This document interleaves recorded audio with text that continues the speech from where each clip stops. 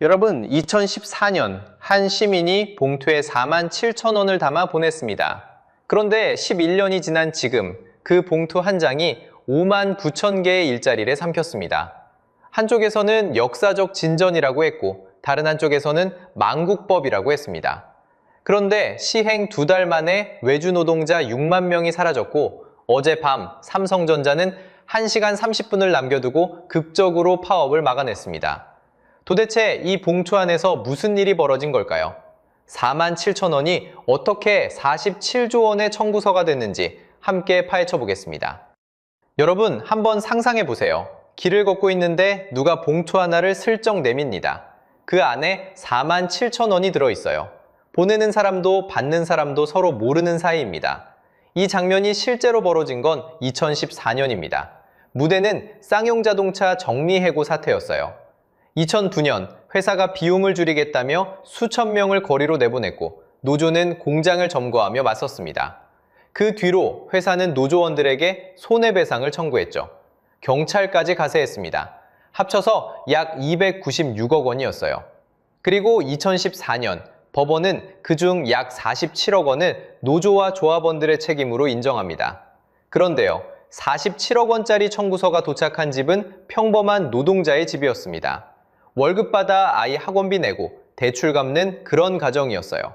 쉽게 말하면요, 한 사람이 평생을 일해도 다 갚지 못할 돈이 한꺼번에 청구된 겁니다. 바로 그때 한 시민이 움직였습니다. 봉투 한 장에 47,000원을 담아 보냈어요. 47억 원의 10만 분의 1. 작지만 누가 봐도 의도가 보이는 숫자였습니다.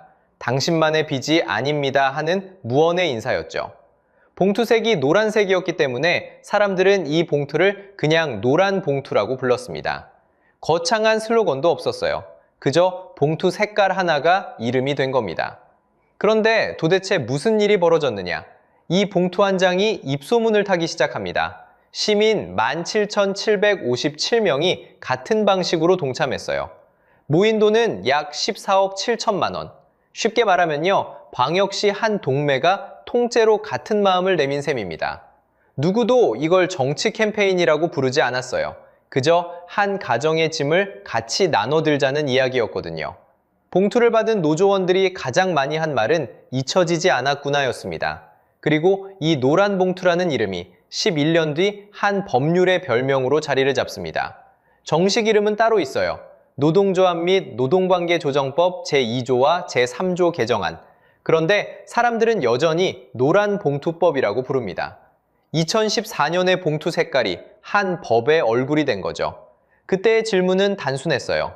회사가 노조에 수십, 수백억 단위의 손해배상을 청구하는 일이 정말 정의로운가? 약자가 받은 청구서를 약자의 가족이 다 갚게 만드는 게 맞는가? 자, 여기서 핵심입니다. 시작은 한 시민의 봉투였어요. 누구를 무너뜨리려는 봉투가 아니었습니다. 누군가의 무게를 덜어주려던 봉투였죠. 그런데 11년이 흐른 2026년 3월, 이 봉투가 어떤 풍경을 만들었는지 보면 첫 번째 의문이 생깁니다. 선의의 봉투가 어떻게 폭탄으로 바뀌었는지 그 첫 번째 단서는 시행 첫날부터 시작됩니다. 자, 2026년 3월 10일 노란봉투법이 정식으로 시행된 날입니다. 그리고 그날부터 2달 동안 한국에서는 한 번도 보지 못한 풍경 3가지가 동시에 펼쳐졌습니다. 여러분, 이 세 장면을 머릿속에 그려보세요. 같은 봉투에서 나온 풍경입니다. 첫 번째 풍경은 경상남도 거제입니다. 시행 첫날 한화오션의 거제 사업장에 한 통의 공문이 도착합니다. 보낸 곳은 웰리브 노조. 웰리브는 한화오션 안에서 통근버스를 돌리고 식당을 운영하는 별도 회사입니다. 매출 1,200억대의 중견 급식업체죠. 그런데 그 회사 노조가 한화오션에 이렇게 요구합니다. 당신이 우리 진짜 사장이니 교섭 테이블에 앉으십시오. 쉽게 말하면요, 도시락 회사 직원이 도시락 받는 회사 사장한테 협상을 걸어버린 겁니다.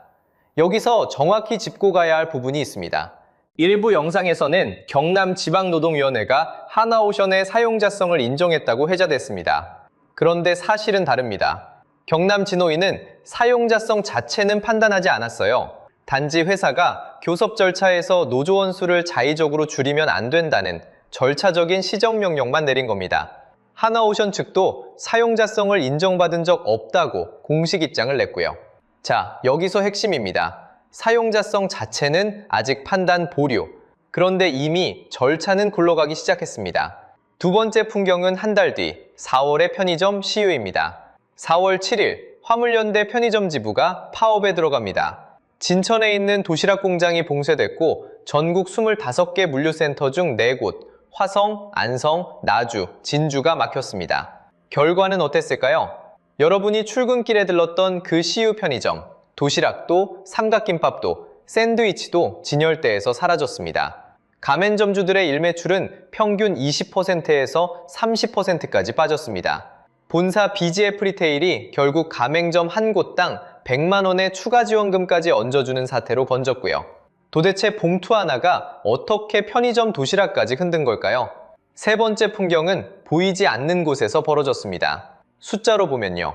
시행 첫 30일, 그러니까 3월 10일부터 4월 9일까지 한국 전국에서 하청노조 1011곳, 조합원 14만 6천 명이 372개 원청에 일제히 교섭 요구서를 보냈습니다. 그런데 실제로 협상 테이블에 응한 원청은 33곳, 100곳 중 9곳꼴입니다. 쉽게 말하면 1000개의 문을 두드렸는데 열린 문은 33개 뿐이었던 거예요. 그런데 진짜 무서운 풍경은 이게 아닙니다. 이건 그저 표면에서 보인 새 장면일 뿐이에요. 그 2달 사이 뉴스 카메라가 닿지 않는 곳에서는 더 큰 일이 조용히 벌어지고 있었습니다. 여러분이 매일 보는 뉴스 너머 숫자가 보여주는 진짜 풍경을 함께 보겠습니다. 자, 여기서 핵심입니다. 거리에서 벌어진 풍경 너머에는 우리 눈에 잘 보이지 않는 자리가 있습니다.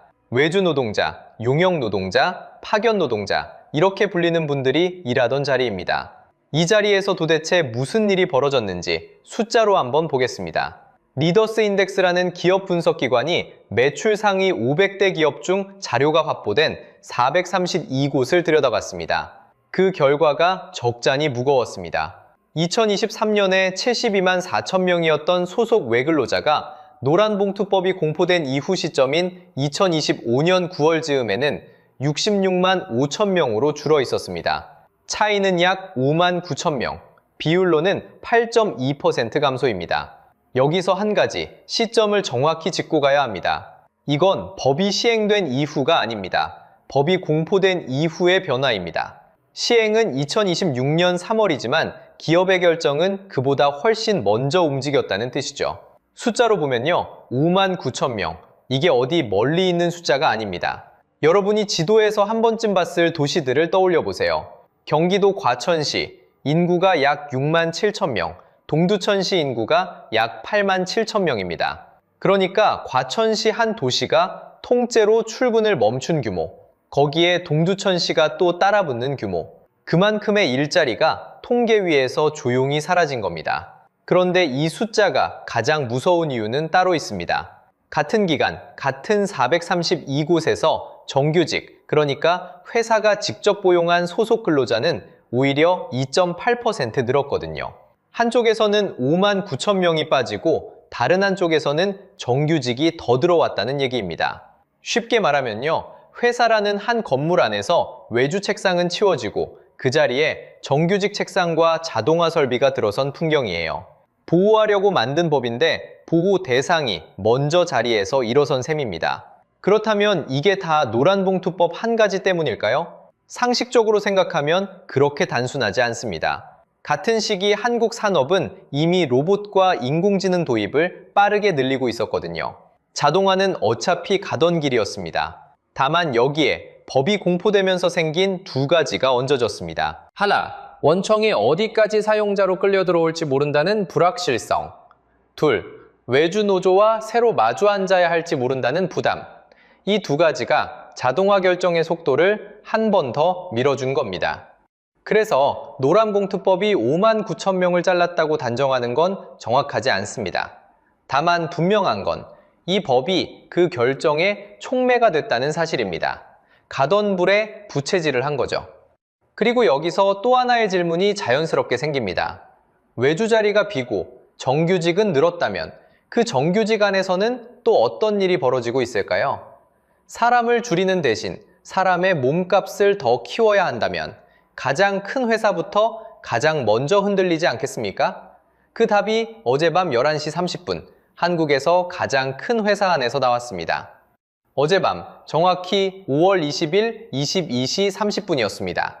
21일 0시로 예고됐던 삼성전자 파업, 그 1시간 30분 전에 잠정합의가 나왔습니다. 여러분이 만약 어제 뉴스 속보 자막을 보셨다면 바로 그 순간입니다. 결론부터 말씀드리면요. 노조는 영업이익의 15%를 성과급 재원으로 달라고 했습니다. 약 45조 원 규모거든요. 사측은 10% 추가 지급, 약 35조 원을 제시했고요. 그리고 어젯밤 양측은 사업성과 10.5%로 손을 잡았습니다.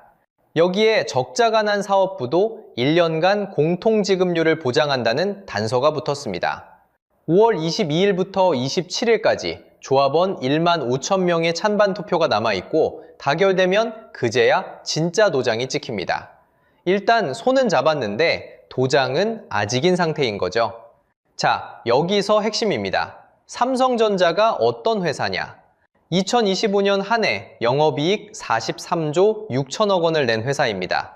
숫자로 보면요. 1분에 약 8,300만 원씩 벌어들인 셈이거든요. 2026년 1분기에는 영업이익이 57조 2천억, 분기 사상 최대를 갱신했고요. 그런 회사가 어젯밤 마감 1시간 30분을 남겨두고 입장을 움직였습니다. 그러면 한번 생각해 보세요. 왜 하필 그 시간이었을까요? 단서가 시간표 위에 있습니다. 5월 18일 이재명 대통령은 X에 글 한 편을 올렸습니다. 노동권만큼 경영권도 존중되어야 한다. 그리고 과유불급, 물급 필반이라는 말까지 덧붙였거든요. 같은 날 노사 2차 사후 조정이 진행됐습니다. 그리고 오늘 아침 정점식 공동선대위원장은 노란봉투법 나비 효과가 본격화됐다. 재개정에 즉각 착수하겠다고 받아쳤습니다. 한쪽은 자제 신호를, 다른 쪽은 의제 전환을 동시에 쏘아 올린 겁니다. 자, 이 일정의 뒷장을 한번 들춰봅시다. 6월 3일 지방선거가 있습니다. 어느 쪽도 파업 장기화로 1등 기업이 흔들리는 그림을 표심 앞에 놓고 싶지 않거든요. 법을 통과시킨 쪽은 긴급조정권은 신중히 입장이고 야당의 우려는 법 자체를 다시 보자로 모이고 있는 셈입니다. 결국 어젯밤 11시 30분에 1시간 30분은요. 단순한 노사협상이 아닙니다. 입법, 행정, 그리고 표가 한 테이블에 같이 앉은 시간이었습니다. 그런데 여러분, 삼성은 어떻게든 막아냈지만요. 그 다음 줄에 서 있는 1011곳의 도미노는 그대로입니다. 이게 끝이 아닙니다. 진짜 공포는 봉투 안에 든 또 하나의 조항입니다. 자, 여기서 진짜 봉투안을 열어볼 차례입니다. 그동안 뉴스에서 노란봉투법 이름만 들어보셨을 텐데요. 정작 이 법이 무엇을 바꿨는지 일상 언어로 정리해 본 적은 거의 없으실 겁니다. 핵심은 단 두 줄입니다. 첫째, 제2조, 사용자의 범위가 확 넓어졌습니다. 쉽게 말하면요, 어제까지 여러분이 일하던 회사가 갑자기 사장이 2명이 되는 셈입니다. 한 명은 매달 통장에 월급을 찍어주는 직접 사장, 또 한 명은 그 회사가 일을 받는 원청, 큰 건물 안에 있는 모르는 사장입니다. 더 실감나게 말하면 이렇습니다. 포장이사가 끝나고 다음날 아침, 모르는 직원이 문을 두드리고 들어와서 이렇게 말하는 거예요. 오늘부터 당신이 우리 사장입니다. 이게 법문 한 줄이 만든 변화입니다. 둘째, 제2조 제5호. 경영상의 결정도 이제 쟁의의 사유가 됩니다. 풀어드릴게요. 예전에는 임금, 근로시간 같은 근로조건만 협상 테이블에 올랐어요. 이사회에서 정하는 안건은 회사 고유 권한이었거든요. 그런데 이번 개정으로 근로조건에 영향을 미치는 경영상의 결정은 협상 대상이 됩니다. 쉽게 말하면 이사회 안건을 노조와 같은 테이블 위에 같이 올리는 겁니다. 여기에 제3조 손해배상 제한까지 합쳐지면 한국의 노조 보호폭은 해외 입법내 가운데서도 넓은 편에 속하게 됩니다. 여기서 짚고 갈 게 있습니다. 약자를 지키자는 법의 의도 그 자체는 합리적이었습니다. 수십 년간 회사가 노조에 수백억 손배를 청구하는 풍경은 분명 정상이 아니었습니다. 다만 문제는 데이터예요.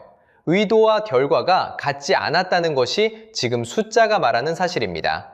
그런데 여러분, 진짜 무서운 건 따로 있습니다. 이건 일자리가 줄어드는 게 아닙니다. 일자리라는 개념 자체가 사라지는 겁니다. 보호받아야 할 사람의 비용이 커지면 기업이 가장 합리적으로 고르는 답은 의외로 단순합니다. 사람을 덜 쓰는 것. 조명을 켤 필요조차 없는 침묵의 공장. 노조도 파업도 교섭도 존재할 수 없는 사람이 사라진 공간. 그것이 자동화의 끝그림입니다. 상식적으로 생각하면 이건 한 회사의 이야기가 아닙니다. 전국경제인연합회 조사에서 외국인 직접 투자 기업들이 노조법 개정 부담을 새로운 우려 신호로 꼽는 비중이 늘었습니다. 한국에 공장을 새로 짓겠다고 검토하던 외투 기업들이 펜을 잠시 내려놓은 셈이죠. SK하이닉스 하청에서도 비슷한 원청 교섭 요구 움직임이 시작됐었습니다. 반도체 호황의 다른 한쪽에서 또 다른 줄이 서고 있다는 신호입니다. CU와 하나오션은 첫 번째 도미노였을 뿐이에요. 시행 한 달 만에 하청노조 1011곳 14만 6천 명이 372개 원청을 향해 교섭을 요구했다는 그 숫자. 이게 산업 전체에 조용히 그러나 끊임없이 가하는 압력입니다. 그리고 이 압력은 결국 자동화 버튼 위에 놓인 손가락의 무게로 다시 돌아옵니다. 봉투 안에 든 두 줄의 문장이 한국 산업의 풍경을 다시 그리고 있는 셈입니다. 그렇다면 다른 나라들은 이런 상황에서 어떻게 했을까요? 자, 그러면 다른 나라들은 이런 갈등을 어떻게 풀어왔을까요? 가장 먼저 봐야 할 나라가 독일입니다. 독일에는 IG 메탈이라는 거대한 금속, 전기산업 노조가 있거든요. 작년 11월, 그러니까 2024년 11월에 사측과 합의를 봤습니다. 핵심만 짚어드릴게요. 27개월 동안 임금 5.5% 인상에 600유로 일시금을 얻는 조건이었습니다. 추가로 보충 지급 비율을 18.5%에서 26.5%로 8%포인트 더 올렸고요. 한국 일부 매체에서는 이 8%포인트를 임금 인상폭으로 잘못 옮긴 경우가 있는데요. 정확히 말하면 임금은 5.5%, 보충 지급이 8%포인트인 겁니다. 그런데 여러분, 진짜 차이는 숫자가 아닙니다. 독일에는 공동결정제, 미트베슈티뭉이라는 제도가 있거든요. 쉽게 말하면요, 노조 대표가 회사 감독이사회 의자에 같이 앉습니다. 경영 의사결정을 노조와 함께 의결하는 거죠. 그러니까 경영 판단이 쟁의 대상이 아니라 공동 의결 사항이 되는 겁니다. 영국은 또 다릅니다. 합법 파업으로 회사가 손해를 봐도 사업장 규모에 따라 노조 손배 책임에 상한선을 둡니다.